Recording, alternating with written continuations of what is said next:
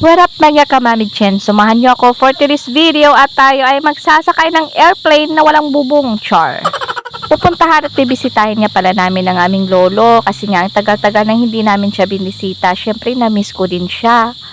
Pagdating namin dito, ayan, pagkain talaga agad ang bumungad sa amin. Syempre, sino pa kaya ang aayaw, diba? Pagdating talaga sa pagkain ng Mami Jenyo ay number 1 yan. Shoutout nga pala dito sa mga titas at titos ko, napaka-beautiful nila, o diba? Hindi rin yata sila tumatanda, ako lang kasi nga ay ewan, hindi ako naubusan ng pagkain kaya sobrang taba na, hindi na pumapayat. Yung ulam ko dito is lupoy, diba? Kung sino nakakaintindi or nakakakilala ng lupoy, yun na yun, lupoy, maliliit na isda. Marami namang ulam pero favorite na favorite at namimiss ko talaga itong kainin. Kaya ito yung aking linatakan for today's video.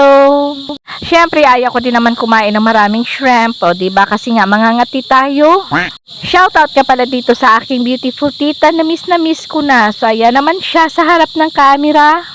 So syempre pagkatapos ng kainan, dito naman ako sa kusina. Ganyan naman talaga ang buhay, meron ako, char. Pero alam nyo ba, pagdating ko, hindi ko na tinanggal itong aking eyeglasses sa aking ulo. Tapos hinahanap ko kung saan na. Yun pala, nandito lang sa ulo ko.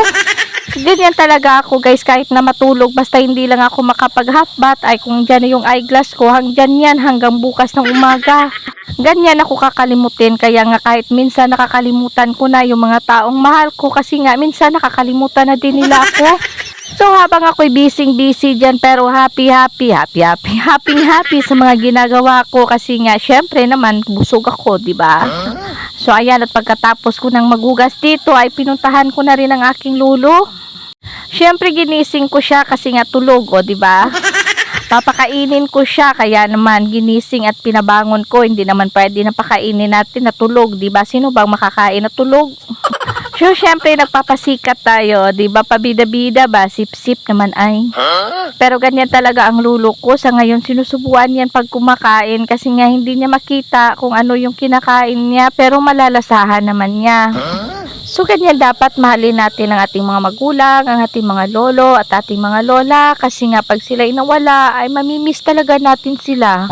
Kaya habang buhay pa tayo guys, kailangan nating masaya, and then kailangan natin na enjoy ang buhay meron tayo. Huwag tayong magpapaka-focus sa mga problema, kasi nga ang problema isang dyan lang yan. Hayaan mo yung problema ang mamroblema sa atin. Kasi pag iniisip mo yon ay talagang ikaw ang talo. So hanggang dito na lang muna tayo guys. Thank you again for watching. This is your Mommy Jen saying bye. Kasi dyan pala nga masikat.